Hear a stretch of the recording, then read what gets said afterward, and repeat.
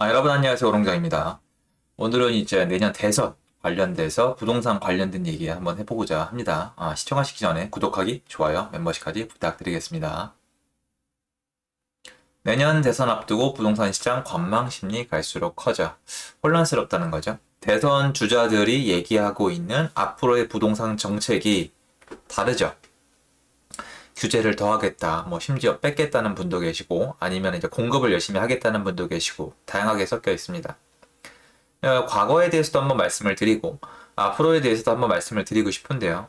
과거를 한번 살펴볼까요?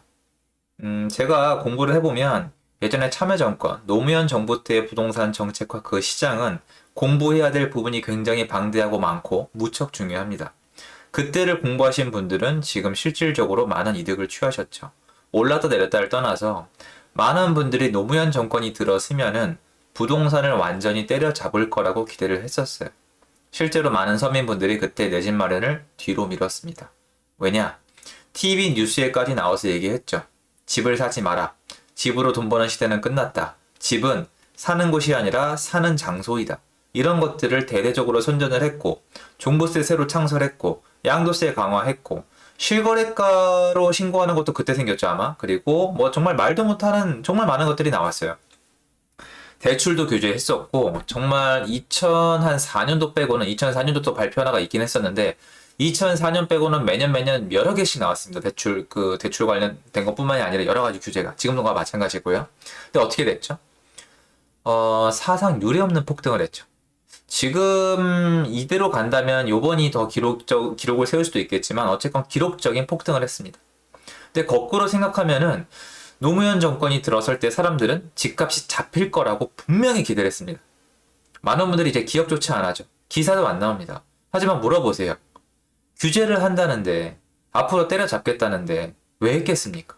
많은 분들이 지지를 했죠. 부자를 싫어하고 다주택자를 싫어하고 집은 온전하게 그냥 내가 살 곳. 그러니까 이런 거잖아요. 건설사는 그냥 돈을 많이 남기지 말고 내가 살고 싶어 하는 곳에 내 집을 지어줘. 그럼 내가 저렴하게 쌀 때 사서 들어가서 살아줄게. 이거거든요. 근데 거기서 공급하는 사람이, 그러니까 방해하는 사람이 다주택자, 투기꾼이니까 얘네를 없애면 된다. 이런 생각이었죠. 당연히 처음부터 모든 판이 잘못됐기 때문에 그 효과는 거꾸로 일어났고 상승이 아니라 상승이라 그러면 안 됩니다. 폭등을 했죠. 폭등을 했습니다. 자, 그리고 이명박 정권이 들어올 때 사람들이 뭐라 그랬었죠? 거꾸로 투기꾼들이랑 집을 가진 분들이 만세를 불렀죠. 이제 토목을 아는 대통령이 들어왔다. 개발의 시대다. 앞으로 세금도 풀어주고 규제도 풀어줄 거다. 이제 자유다. 마음대로 사고 팔자. 왜냐? 이 참여정권 때 시장이 움직이는 걸 봤더니 만약에 세금이랑 거래만 마음대로 하게 해주면 큰 돈을 줄 수 있을 것 같았거든요. 그분들이 뭐가 부족했죠? 그분들은 기본 공부가 안 돼 있던 거예요. 그냥 단순히 참여정권 때 시장이 올랐다는 사실만 가지고 이제 세금 규제랑 규제가 풀릴 테니까 자유다. 돈을 벌자라는 생각을 했는데 너무나 초보적인 생각이었죠. 왜 그렇죠? 맞습니다. 참여정권 때 오른 그 이유, 원인 자체가 세금을 강화하고 거래를 못하게 하고 여러 가지로 괴롭혔기 때문이에요. 다주택자를 없애고. 공급보다는 규제를 많이 했기 때문에 오른 건데 거꾸로 공급을 많이 하고 규제를 풀어주면 어떻게 됩니까? 가격은 오르지 않아요. 아니 규제 안 하고 풀어주면 뭐합니까? 가격이 안 올라가는데 아무것도 못하죠. 특수한 능력이 있는 거 아니고서는. 그래서 이명박 정권이 처음 들어왔을 땐 반짝 좀 효과가 있었지만 이후로 여러 가지 효과가 있었죠. 뭐 잠실 입주도 있었고 그때 강동구 쪽도 입주가 있었고 그리고 뭐 저기 혁신도시, 기업도시, 귀농에다가 또 뭐 있었죠? 그 보금자리 주택 35개인가 지정했잖아요. 그러니까 막 강남에다 평당 1,000에 때려버리고 그러니까 잡혔죠. 그럼 이제 재밌는 결과가 나옵니다. 규제를 하고 마치 불로소득이 있다고 만들어 놓고 이거는 완전히 때려잡겠다라고 했던 정권은 폭등을 하고 자유를 주겠다. 부자에게는 자유를, 없는 자에게는 기회를 주겠다는 정부는 오히려 부동산 가격이 떨어졌습니다. 어떻게 된 걸까요? 근데 사람들은 그거를 다 망각을 하고 지금 얘기를 합니다. 내년 대선 앞두고 부동산 시장 관망심리 갈수록 커져. 사람들 어떻게 생각하는지 아세요? 놀랍게도 여러분, 정말 너무너무 놀랍게도 규제를 하고 집을 뺏겠다는 대선 주자가 되면 집값이 폭락할 거라고 믿고 있고 공급을 열심히 하고 규제를 풀어주겠다고 하는 사람이 되면은 가격이 더 올라갈 거라고 생각을 하고 있습니다. 저는 어이가 없습니다. 기분 나쁜 분들께는 사과를 미리 드릴게요. 근데 어떡합니까? 어이가 없는데. 여러분 학습 효과가 전혀 없으신가요? 전혀 없으신지요? 전혀 없으세요. 학습 효과가 아예 없는 거예요. 이유를 생각을 해보세요. 참여정권대 왜 올라갔습니까? 아니 왜라고 설명을 할 수 있으면 그걸 믿으면 되는데 설명조차 안 하시는 거예요. 그냥 올라간 겁니까? 그냥 참여정권대 부동산이 오를 때였나요? 이거는 카지노 주사위가 아니에요. 홀짝이 랜덤으로 나오는 게 아니란 말이에요.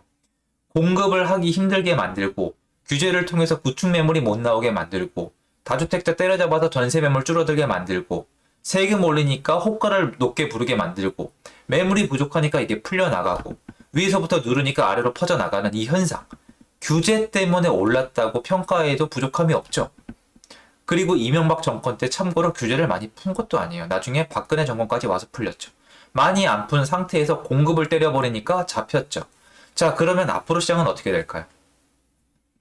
여러분 똑같아요. 규제를 더하겠다는 분, 뭐 집을 뺏겠다는 분이 되면은 집값은 더 올라가요. 물론 집값이 더 올라가면 여러분은 또 집을 가진 사람, 다주택자를 욕할 거예요. 그러니까 그렇게 하시는 것 같아요. 그분들이. 너무 쉬우니까. 너무 쉬워요. 생각이 너무 단순하니까. 여러분 그 돈 세금으로 다 나갑니다. 뭐 그것까지 아시는지 모르겠지만 어차피 세금으로 다 뺏겨요. 무슨 말이냐? 집값이 오른 폭을 세금으로 정부에서 취하고 있는데 여러분은 올라간 집값에 대해서 집이 있는 사람과 다주택자를 저주를 합니다. 뭐예요? 욕은 얘가 먹고 과실은 얘가 취하고 있죠. 이 사람이 이걸 멈출까요? 자, 욕은 안 먹어요. 과실은 다 취합니다. 자, 과실은 얼마 못 취해요. 세금 때려 맞으니까. 근데 욕은 얘가 먹어요. 그럼 얘는 계속하죠. 얘는 어떻게 합니까? 얘도 어쩔 수 없이 중간에 끼어 있는 거예요. 포기는 못 합니다. 근데 요 밑에서 제일 중요한 사람들이 얘를 열심히 욕하고 있죠. 이게 끝나지 않으면 이 현상은 반복돼요. 자, 규제를 더해야 된다. 이번엔 집을 뺏어버려야 된다. 이런 사람이 대통령이 되면 이제 집값이 잡힌다고요? 그 근거는 뭡니까? 또 여러분의 그 말도 안 되는 희한한 그 감이에요. 이번에 느낌이 오셨나요? 이번엔 또 이렇게 정의롭고 그렇게 하면 이제 뭔가 될 것 같은가요? 안 됩니다. 그렇게 된 적이 없습니다. 될 이유도 없습니다. 시장은 그렇게 돌아가지 않습니다. 절대 그럴 일 없습니다. 가격은 더 폭등할 거예요. 얼마까지 올라갈지 상한선은 없어요. 저는 밖에 나가서 자산가들을 만나봅니다. 시중에 다 돈 남아 넘쳐요. 그냥 종이 쪼가락입니다. 누구한테. 정말이에요. 근데 거꾸로 공급을 많이 하겠다? 규제를 풀어주겠다? 이런 사람이 있으면 가격은 내려갑니다. 근데 이게 싫을 수도 있겠죠. 그래서 제가 하고 싶은 얘기 뭐냐면 관망하는 건 좋은데 사실 이분들을 만나서 얘기를 해보면은 굉장히 재밌습니다. 거꾸로 생각을 하는 거죠. 그러니까 누구를 골라라 이런 게 아니에요. 그건 말이 안 되잖아요. 어떻게 부동산 하나를 보고 대통령을 골라요? 그건 말이 안 되잖아요. 그런데 여태까지 역사를 한번 보고 생각을 해보시면은 당연히 결론이 나와 있거든요. 주택시장이 어떻게 될지는. 문제는 주택시장에 풀린 이 돈이 누구한테 갈지에 대한 거예요. 근데 여러분 생각을 해보세요. 여러분이 많이 망각하시는데 내년 국가 예산이 600조입니다. 내년에 수십조 원을 더 걷어야만 지금 약속한 복지를 다 풀 수가 있어요. 내년에 세금을 절대 못 줄인다는 뜻이고 국가 재정 계획에도 세금이 덜 거칠 거란 계획 따위는 없어요. 오히려 집값이 올라야 된다는 결론에 도달했는데요. 그럼 어떻게 하면 될까요? 규제를 더하고 세금을 더 걷어들이고 집값이 가격이 올라가는 걸 내버려두면 됩니다. 저라도 그렇게 하겠습니다. 근데 그 와중에 국민이 지지를 해준다? 그럼 그렇게 되겠죠. 여러분한테 하지 말라고 말씀드리는 게 아니에요. 알아는 두시라고. 알아는 두시라는 거예요.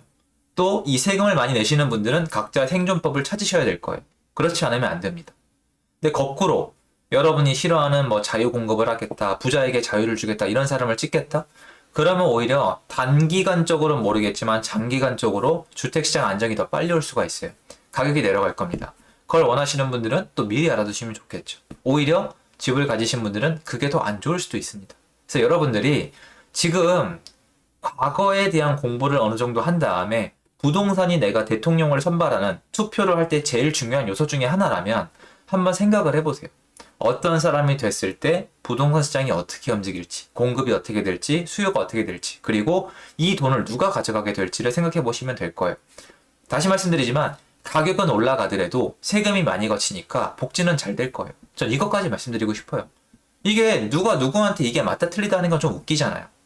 만약에 난 복지를 받는 게 중요해. 나라의 세금이 많이 거쳐지는 게 중요해. 그럼 규제를 많이 하는 게 전 맞다고 생각을 해요. 왜냐면 규제를 풀고 세금을 내리면 그만큼 덜 거칠 가능성은 올라가는 거 아니겠습니까? 그러면 당연히 복지 자원도 줄어들겠죠. 물론 그건 가봐야 알아요. 거래 개수가 많아져서 오히려 세금이 늘어날 수도 있는 거니까요. 하지만 그거는 분명히 살펴봐야겠죠. 전 그래서 여러분이 내년 대선을 두고 관망하고 계시다면 맞는 생각, 맞는 판단, 맞는 공부를 하시는 게 좋다고 생각을 합니다. 그거 알려드리고 싶어서 영상 찍었습니다. 도움 됐으면 좋겠고요. 제 영상 여기까지입니다. 감사합니다.